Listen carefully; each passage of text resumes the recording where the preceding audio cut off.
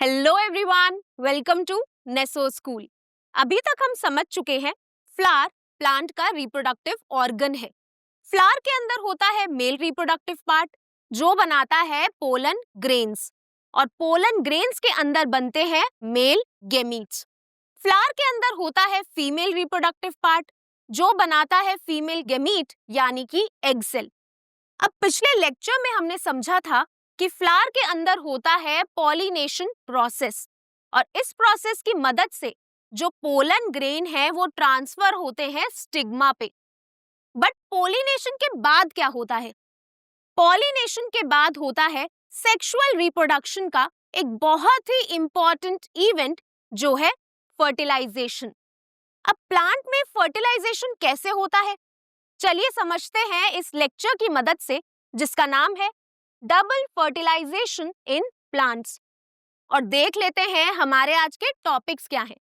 हमारा आज का एक ही टॉपिक होगा जो है डबल फर्टिलाइजेशन।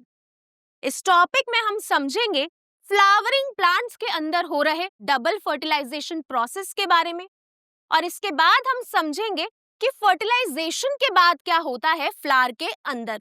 और ये टॉपिक आपके बुक में यहाँ पर और इस डायग्राम की मदद से समझाया हुआ है। तो जैसा कि हमने पिछले लेक्चर में समझा था, पॉलिनेशन प्रोसेस की मदद से जो पोलन ग्रेन्स हैं वो लैंड हो जाते हैं, ट्रांसफर हो जाते हैं स्टिग्मा के ऊपर। अब यहाँ पर हमें एक पॉइंट नोटिस करना होगा कि स्टिग्मा के ऊपर सिर्फ एक पोलन ग्रेन ही ट्रांसफर नहीं होता, बहुत सारे पोलन ग्रेन्स स्टिग्मा के ऊपर लैंड होते हैं, ट्रांसफर होते हैं। और स्टिग्मा किसी एक पोलन ग्रेन को ही अलाउ करती है पोलन ट्यूब जर्मिनेशन के लिए। बट ये पोलन ट्यूब जर्मिनेशन क्या होता है और इसका सिग्निफिकेंस क्या होता है, चलिए समझते हैं। तो पॉलिनेशन के बारे में हम पिछले लेक्चर में ऑलरेडी समझ चुके हैं। अब चलिए समझते हैं पॉलिनेशन के बाद क्या होता है। पॉलिनेशन के बाद जो पोलन ग्रेन्स हैं वो स्टिग्मा पे ट्रांसफर हो जाते हैं। अब जैसा कि हमें पता है, सेक्सुअल रिप्रोडक्शन एक ऐसा प्रोसेस है जिसमें स्पेशल सेल्स यानी कि मेल गेमीट और फीमेल गेमीट आपस में फ्यूज होते हैं। लेकिन इस फ्यूजन के लिए जो मेल गेमीट्स हैं उनको फीमेल गेमीट तक पहुंचना होगा। और जैसा कि हम पहले भी समझ चुके हैं, फ्लावर के अंदर जो मेल गेमीट होते हैं वो प्रेजेंट होते हैं पोलन ग्रेन के अंदर। तो जैसा कि आप देख सकते हैं, पोलन ग्रेन के अंदर जो ब्लू डॉट्स प्रेजेंट है वो है मेल गेमीट्स। सो पॉलिनेशन की मदद से जो पोलन ग्रेन है वो मेल गेमीट्स को कैरी करके पहुंचा देते हैं स्टिग्मा के ऊपर।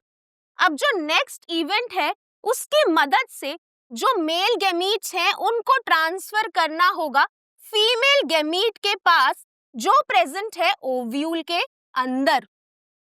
अब ये जो मेल गेमीट्स का ट्रांसफर है ये कैसे होगा? मेल गेमीट्स को फीमेल गेमीट यानी कि एग सेल तक पहुंचाया जाता है पोलन ट्यूब की मदद से। सो पॉलिनेशन के बाद जो मेल गेमीट है उसको एग सेल तक पहुंचाना होगा। इसीलिए पोलन ग्रेन में से एक ट्यूब ग्रो करती है जो ट्रैवल करती है स्टाइल के थ्रू। तो जैसा कि हमें पता है, स्टिग्मा के बाद जो मिडल पार्ट प्रेजेंट होता है इसको बोलते हैं स्टाइल। सो जो पोलन ट्यूब है वो स्टाइल में से ग्रो होते होते पहुंच जाती है ओव्यूल के पास।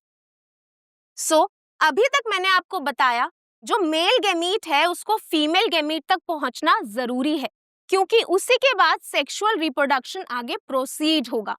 बट मेल गेमीट प्रेजेंट है पोलन ग्रेन के अंदर, इसीलिए जैसे ही पॉलिनेशन कंप्लीट होती है स्टिग्मा चेक करती है कंपैटिबल पोलन ग्रेन, यानी कि स्टिग्मा के ऊपर जो बहुत सारे पोलन ग्रेन्स प्रेजेंट हैं उनमें से जो सबसे ज्यादा कंपैटिबल पोलन ग्रेन होगा। कंपैटिबल का मतलब होता है जो बेस्ट क्वालिटी पोलन ग्रेन होगा, जिसमें एबिलिटी होगी पोलन ट्यूब जर्मिनेशन के लिए। सो स्टिग्मा सेलेक्ट करती है ऐसे पोलन ग्रेन को जो बेस्ट होता है और जिसमें पोलन ट्यूब जर्मिनेशन के लिए बेस्ट क्वालिटी होती है। तो जैसे ही स्टिग्मा कंपैटिबिलिटी चेक करती है, उसके बाद जो पोलन ग्रेन है उसमें से एक ट्यूब अराइज करती है और इस ट्यूब को हम बोलते हैं पोलन ट्यूब। ऐसी ट्यूब जो पोलन ग्रेन से निकली है, पोलन ग्रेन से ग्रो हुई है, उस ट्यूब को हम बोलते हैं पोलन ट्यूब और इस पूरे प्रोसेस को हम बोलते हैं पोलन ट्यूब जर्मिनेशन। सो पोलन ट्यूब जर्मिनेशन एक ऐसा प्रोसेस है जिसमें पोलन ग्रेन में से, यानी कि जो मोस्ट कंपैटिबल पोलन ग्रेन है, उसमें से पोलन ट्यूब ग्रो करती है और वो धीरे धीरे ग्रो करके पहुंच जाती है ओव्यूल तक। जैसा कि आपको याद होगा, हमने कंट्रोल एंड कोऑर्डिनेशन में एक मूवमेंट के बारे में पढ़ा था और उस मूवमेंट का नाम है chemotropism.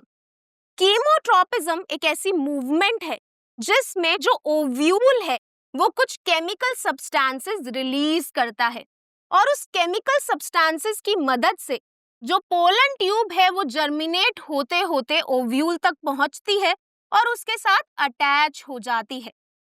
So pollen tube germination is an example of chemotropism. So जैसे ही पोलन ट्यूब जर्मिनेशन कंप्लीट होती है, जो पोलन ग्रेन है, जो मोस्ट कंपैटिबल पोलन ग्रेन है, वो अपने अंदर प्रेजेंट मेल गैमीट्स को रिलीज कर देता है पोलन ट्यूब के अंदर। तो जैसा कि आप देख सकते हैं, जो पोलन ग्रेन है उसके अंदर मेल गैमीट्स प्रेजेंट थे। तो जैसे ही पोलन ट्यूब जर्मिनेशन कंप्लीट हुई, उसके बाद जो पोलन ग्रेन है उसने मेल गैमीट्स को पोलन ट्यूब में रिलीज कर दिया। अब ये जो मेल गैमीट्स हैं, इनको पहुंचना है फीमेल गैमीट तक, यानी कि एग सेल तक, और एग सेल प्रेजेंट है ओव्यूल के अंदर। तो धीरे धीरे जो मेल गैमीट्स हैं वो ट्रैवल करके पहुंच जाएंगे ओव्यूल के अंदर और जैसा कि आप देख सकते हैं, यहाँ पर जो मेल गैमीट्स है वो पहुंच गए हैं ओव्यूल के अंदर, जिसके अंदर प्रेजेंट है फीमेल गैमीट यानी कि एग सेल। अब पॉलिनेशन के बाद जो मेल गैमीट्स हैं वो पोलन ट्यूब जर्मिनेशन की मदद से एग सेल तक पहुंच चुके हैं। अब उसके बाद क्या होगा? अब उसके बाद होगा सेक्सुअल रिप्रोडक्शन का मोस्ट इंपॉर्टेंट इवेंट, जो है फर्टिलाइजेशन। और इस प्रोसेस में जो फर्स्ट मेल गैमीट है वो फ्यूज होगा फीमेल गैमीट यानी कि एग सेल के साथ। अब यहाँ पर हमें इस बात पे फोकस करना है कि एक पोलन ग्रेन ने दो मेल गैमीट्स को प्रोड्यूस किया है।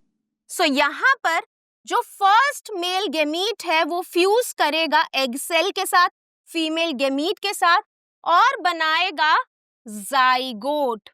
सो one male gamete fuses with the egg cell to form a zygote. जो एक मेल गैमीट है वो फ्यूज करता है, जुड़ जाता है एग सेल के साथ, फीमेल गैमीट के साथ, और बनाता है एक स्ट्रक्चर जिसको बोलते हैं जाइगोट। जाइगोट क्या होता है वो हम पहले भी डिस्कस कर चुके हैं। Zygote is the result of fertilisation.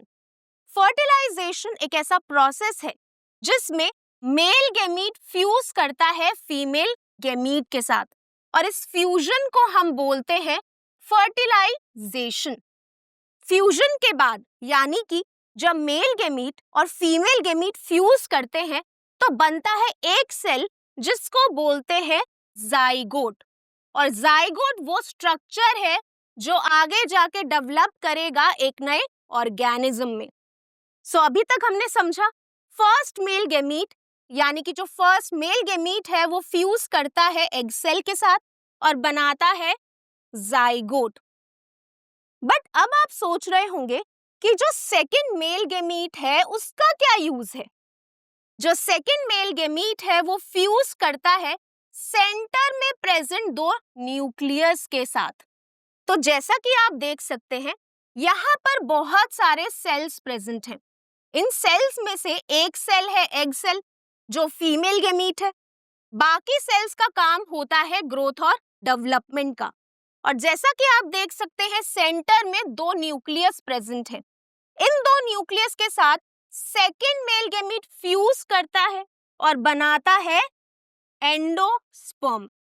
So, the other male gamete fuses with the central nuclei to form the endosperm. जो दूसरा मेल गेमीट है वो फ्यूज करता है सेंटर में प्रेजेंट न्यूक्लियाई के साथ और बनाता है एंडोस्पर्म. एंडोस्पर्म क्या होता है? एंडोस्पर्म न्यूट्रिटिव मटेरियल होता है. अब जैसा कि मैंने आपको बताया, जाइगोट डेवलप करता है एक नए ऑर्गेनिज्म में, बट जाइगोट को फर्दर डेवलप करने के लिए भी नरिशमेंट चाहिए, न्यूट्रिशन चाहिए. तो वो कहाँ से लेता है?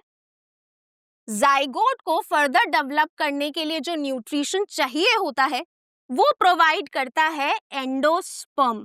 सो endosperm is the nutritive material which is required by the zygote to further develop into embryo.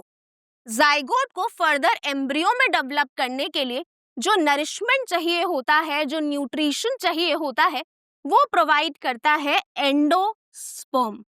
सो यहाँ पर हमने अभी तक समझा पोलन ग्रेन बनाता है दो मेल गेमीट्स जो पहुंच जाते हैं फीमेल गेमीट के पास with the help of pollen tube. जैसे ही मेल गेमीट्स फीमेल गेमीट तक पहुंचते हैं तो जो पहला मेल गेमीट है वो फ्यूज कर जाता है एग सेल के साथ और बनाता है जाइगोट, और जो दूसरा मेल गेमीट है वो फ्यूज करता है सेंटर में प्रेजेंट दो न्यूक्लियस के साथ और बना देता है न्यूट्रिटिव मटेरियल जिसको बोलते हैं एंडोस्पर्म. एंडोस्पर्म एक बहुत ही इंपॉर्टेंट न्यूट्रिटिव मटेरियल होता है. जैसे मैं आपको एग्जाम्पल देती हूँ कोकोनट वाटर का. हम जो नारियल पानी पीते हैं, क्या आपको पता है वो भी एक एंडोस्पर्म है. जो कोकोनट में जाइगोट बनता है उसको डेवलपमेंट के लिए एंडोस्पर्म की जरूरत होती है, और जब जाइगोट अपने लिए एंडोस्पर्म को यूज कर लेता है तो उसके बाद भी कुछ एंडोस्पर्म बच जाता है, यानी कि कुछ रेजिडुअल एंडोस्पर्म रह जाता है और उसको हम बोलते हैं कोकोनट वाटर, जिसको हम कंज्यूम करते हैं. सो यहाँ पर आप देख सकते हैं दो बार फर्टिलाइजेशन हो रही है. फर्स्ट टाइम जो मेल गेमीट है वो फ्यूज कर रहा है एग सेल के साथ, और सेकेंड फर्टिलाइजेशन में जो दूसरा मेल गेमीट है वो फ्यूज कर रहा है सेंटर में प्रेजेंट न्यूक्लियस के साथ. सो यहाँ पर दो बार फ्यूजन हो रही है, यानी कि दो बार फर्टिलाइजेशन हो रही है. इसीलिए फ्लावरिंग प्लांट्स में देखा जाता है डबल फर्टिलाइजेशन. डबल का मतलब होता है 2 टाइम्स और फर्टिलाइजेशन का मतलब होता है फ्यूजन ऑफ 2 सेल्स. सो यहाँ पर पहला मेल गेमीट फ्यूज कर रहा है एग सेल के साथ और दूसरा मेल गेमीट फ्यूज कर रहा है सेंटर में प्रेजेंट दो न्यूक्लियस के साथ. सो यहाँ पर दो बार फ्यूजन हो रही है, दो बार फर्टिलाइजेशन हो रही है. इसीलिए इस प्रोसेस को हम बोलते हैं double fertilisation. So as two fertilizations are taking place, it is known as double fertilization. So flowering plants में यानी कि एंजियोस्पर्म्स में देखा जाता है डबल फर्टिलाइजेशन. तो आई होप अब आपको क्लियर हो गया होगा कि प्लांट्स में फर्टिलाइजेशन कैसे होता है और स्पेसिफिकली एंजियोस्पर्म्स में डबल फर्टिलाइजेशन कैसे होता है. अब चलिए डिस्कस करते हैं कि प्लांट में फर्टिलाइजेशन के बाद क्या होता है. तो जैसा कि हमने अभी पढ़ा, फर्टिलाइजेशन जैसे ही होती है वैसे बनता है एक सेल जिसको हम बोलते हैं जाइगोट.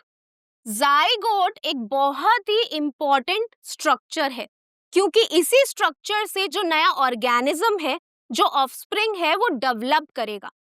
अब जाइगोट तो सिंगल सेल स्ट्रक्चर है, यानी कि जाइगोट एक ही सेल से बना है, और जो प्लांट है वो मल्टी सेलुलर ऑर्गेनिज्म है, यानी कि बहुत सारे सेल से बना है. तो जाइगोट जो एक सिंगल सेल से बना है वो मल्टी सेलुलर ऑर्गेनिज्म कैसे बनाएगा. तो जैसा कि हम क्लास 9th में पढ़ चुके हैं, जब भी कोई सेल को मल्टीपल सेल्स फॉर्म करने होते हैं तो वो एक प्रोसेस करता है जिसको बोलते हैं सेल डिवीजन.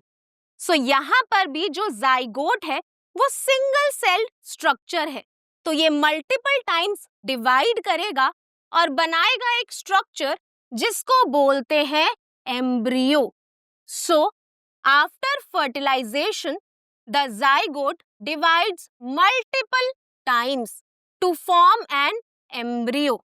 फर्टिलाइजेशन के बाद जो जाइगोट है वो बहुत बार डिवाइड करता है और बनाता है एक स्ट्रक्चर जिसको बोलते हैं एम्ब्रियो। एम्ब्रियो एक बहुत ही इंपॉर्टेंट स्ट्रक्चर है। जाइगोट एक सिंगल सेल होता है, तो वो बार बार सेल डिवीजन करता है और एक group of multiple cells form कर लेता है। मतलब एक ऐसा स्ट्रक्चर बनाता है जिसमें मल्टीपल सेल्स प्रेजेंट होते हैं और उस पूरे स्ट्रक्चर को हम बोलते हैं एम्ब्रियो। और एम्ब्रियो वो स्ट्रक्चर है जो आगे जाके नए प्लांट में डेवलप करेगा, यानी कि नया प्लांट ग्रो करेगा।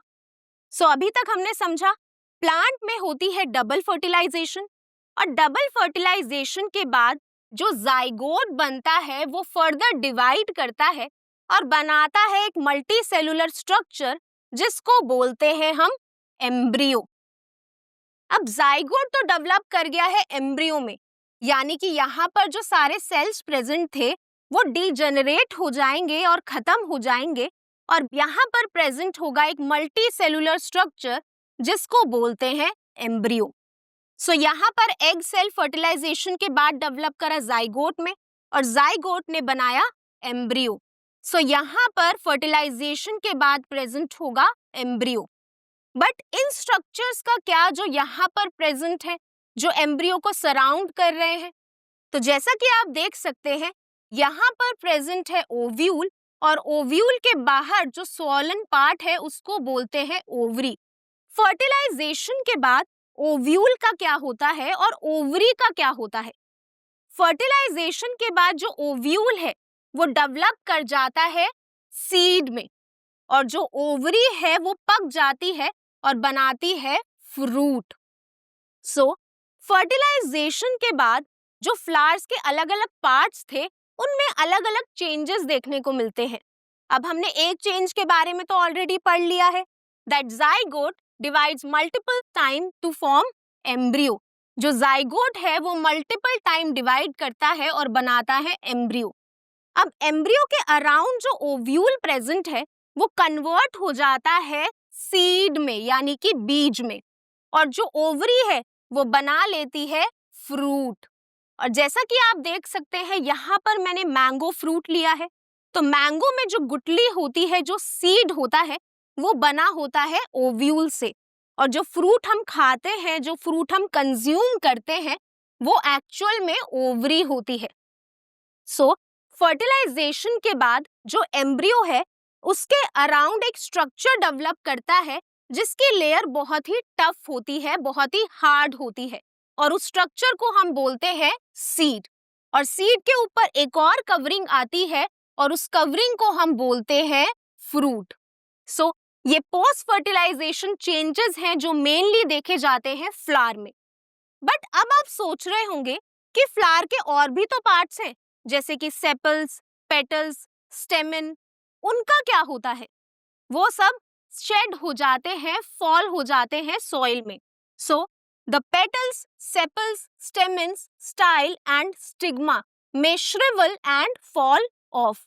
जो फ्लावर में पेटल्स होते हैं, सेपल्स होते हैं, स्टेमन्स, स्टाइल और स्टिग्मा जो होता है वो श्रिंक हो जाता है, डिहाइड्रेटेड, यानी कि सूख जाता है, और फिर अल्टीमेटली शेड हो जाता है, फॉल हो जाता है और सॉइल में गिर जाता है।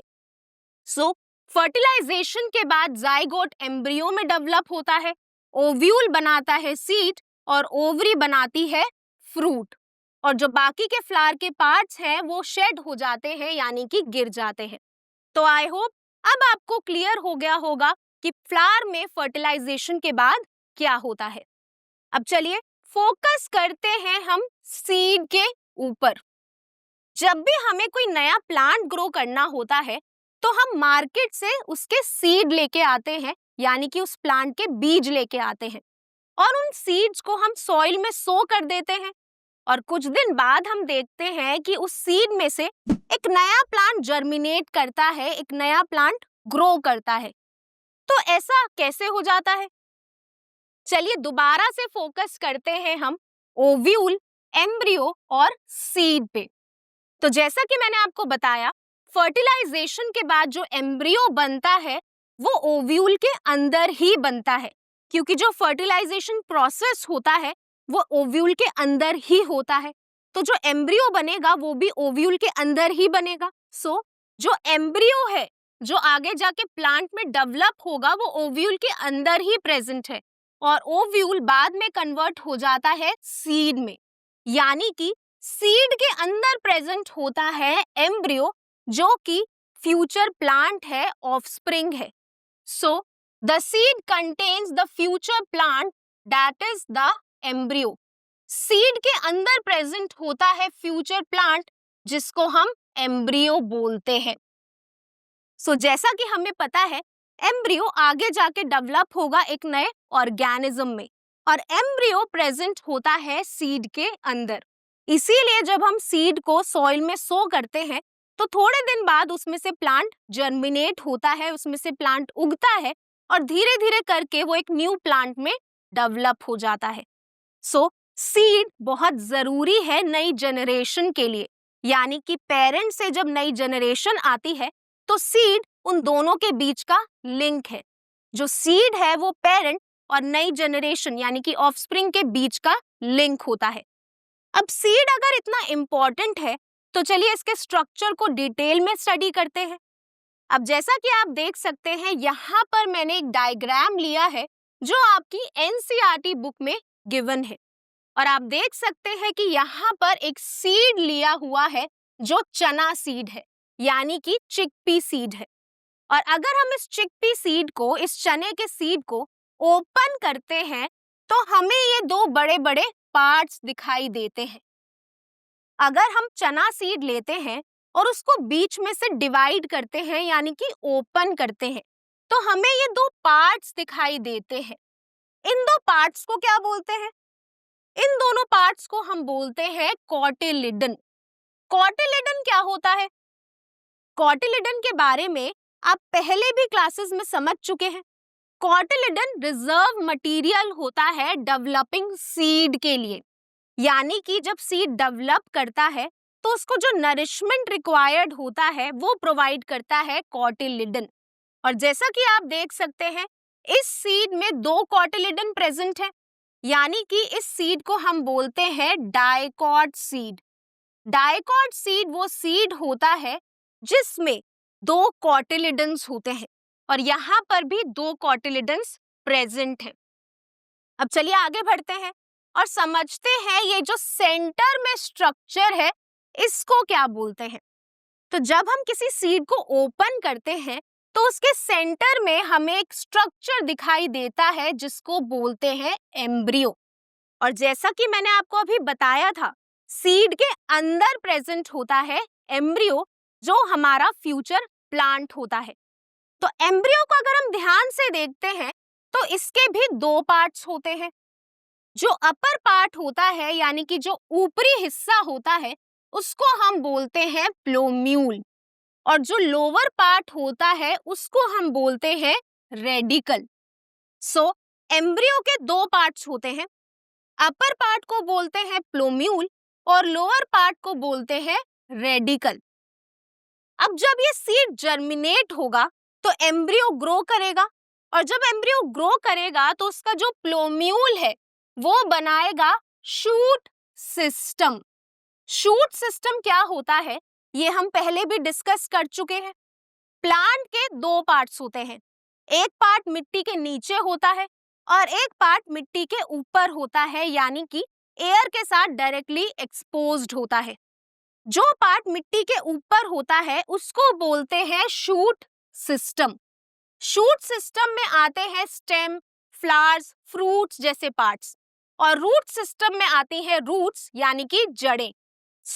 प्लांट का जो शूट सिस्टम है वो बनाता है प्लोम्यूल, जो एम्ब्रियो का अपर पार्ट है, और प्लांट में जो रूट सिस्टम होता है वो बनाता है रेडिकल, जो एम्ब्रियो का लोअर पार्ट है। आप ऐसे भी याद कर सकते हैं, R for radical and R for roots.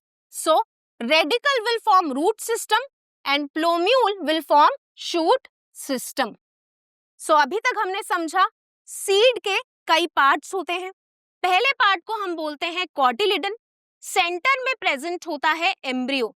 Upper part को बोलते हैं प्लोम्यूल और लोअर पार्ट को बोलते हैं radical. So the embryo develops into a seedling under suitable conditions and this process is known as germination. जो एम्ब्रियो है वो डेवलप करता है एक सीडलिंग में सुटेबल कंडीशंस के दौरान और इस पूरे प्रोसेस को हम बोलते हैं जर्मिनेशन. तो जैसा कि हम देख सकते हैं, जैसे ही हम सीड को सॉइल में सो करते हैं, जो एम्ब्रियो है वो डेवलप करना शुरू करता है और डेवलप करने के दौरान वो छोटा सा स्ट्रक्चर बनाता है जिसको बोलते हैं सीडलिंग. यानी कि जब बीज में से छोटा सा पौधा जर्मिनेट करने लगता है तो उस पार्ट को हम बोलते हैं सीडलिंग यानी कि जर्मिनेटिंग सीड. और सीड जर्मिनेट करता है सूटेबल कंडीशंस में, यानी कि जब सीड को अपनी एप्रोप्रिएट कंडीशंस मिलती हैं, मतलब कि प्रॉपर वाटर, प्रॉपर नरिशमेंट मिलता है, तो वो जर्मिनेट करता है सीडलिंग में और इस पूरे प्रोसेस को हम बोलते हैं जर्मिनेशन ऑफ अ सीड. और जब सीड जर्मिनेट करता है तो वो डेवलप करता है नए प्लांट में. सीड बहुत ही जरूरी है किसी भी प्लांट के लिए, बहुत ही एडवांटेजियस है किसी भी प्लांट के लिए. तो चलिए डिस्कस करते हैं सीड की कुछ advantages. The seed protects the embryo. जो सीड है वो प्रोटेक्ट करता है एम्ब्रियो को. तो जैसा कि आप देख सकते हैं, जो एम्ब्रियो है, जो फ्यूचर प्लांट है, वो प्रेजेंट होता है सीड के अंदर और जो सीड है वो उसको प्रोटेक्ट करके रखता है आउटर एनवायरनमेंट से. Helps it survive harsh conditions. जो सीड है वो एम्ब्रियो को प्रोटेक्ट करता है और हार्श कंडीशन से बचाकर भी रखता है. हार्श कंडीशंस का मतलब होता है वो कंडीशंस जिसमें एम्ब्रियो सर्वाइव नहीं कर सकता, जैसे कि ड्रॉट यानी कि सूखा, फ्लड यानी कि एक्सेसिव वाटर, या फिर जब सॉइल का पीएच बहुत ज्यादा एसिडिक हो जाता है या बहुत ज्यादा बेसिक हो जाता है. तो ऐसी कंडीशंस में जो एम्ब्रियो है वो सर्वाइव नहीं कर सकता. इसीलिए जो सीड है वो उसको ऐसी हार्श कंडीशंस में सर्वाइव करने में हेल्प करता है. साथ ही it aids in dispersal. Dispersal का मतलब होता है कहीं और जाकर ग्रो करना. तो जैसे ही फ्लावर में डेवलप होता है फ्रूट, वो पक कर नीचे सॉइल में गिर जाता है और सॉइल में गिरने के बाद जो फ्रूट है धीरे धीरे सड़ने लगता है, यानी कि डिकम्पोज होने लगता है. और डिकम्पोजिशन के बाद जो सीड है वो सॉइल के कांटेक्ट में आता है. अब सपोज उस जगह पर फ्लड आ जाता है, तो फ्लड की वजह से जो सीड है वो पानी के साथ बहकर किसी और नए हैबिटेट में चला जाता है, किसी और नए जगह पर चला जाता है और वो वहां जाकर एक नए प्लांट में ग्रो करता है. सो डिस्पर्जल की मदद से जो सीड है वो अलग अलग हैबिटेट में जाकर ग्रो कर सकता है, जिस वजह से और वो बेटर सरवाइव कर सकता है. और साथ ही अगर जिस जगह पर पेरेंट ऑर्गेनिज्म प्रेजेंट है वहां पर कंडीशन सूटेबल नहीं है, तो सीड डिस्पर्जल एम्ब्रियो को मदद करेगा किसी दूसरे हैबिटेट में जाने में और वहां पर ग्रो करने में. सो अभी तक हमने समझा जो सीड है वो एम्ब्रियो को बचाता है और साथ ही हार्श कंडीशंस में सरवाइव करने में भी हेल्प करता है. और साथ ही जो सीड है वो डिस्पर्सल में यानी कि कहीं और जाकर ग्रो करने में भी हेल्प करता है. तो आई होप अब आपको क्लियर हो गया होगा सीड का स्ट्रक्चर क्या होता है और सीड जर्मिनेट कैसे करता है. और साथ ही मैंने जो आपको एडवांटेजेस बताई है सीड की, वो भी आपको समझ आ गई होंगी. तो इसी के साथ हमारा आज का topic double fertilization in flowering plants complete होता है. तो आज के लेक्चर में हमने समझा प्लांट के अंदर देखा जाता है डबल फर्टिलाइजेशन प्रोसेस, जिसमें दो मेल गेमीट फ्यूज करते हैं फीमेल गेमीट के साथ और सेंट्रल न्यूक्लियाई के साथ. साथ ही हमने देखे पोस्ट फर्टिलाइजेशन इवेंट्स और सीड के एडवांटेजेस. तो आज के लिए बस इतना ही. आई होप आपको ये लेक्चर अच्छा लगा होगा. अब मैं मिलूंगी आपको नेक्स्ट लेक्चर में एक नए और इम्पोर्टेंट टॉपिक के साथ. Thank you.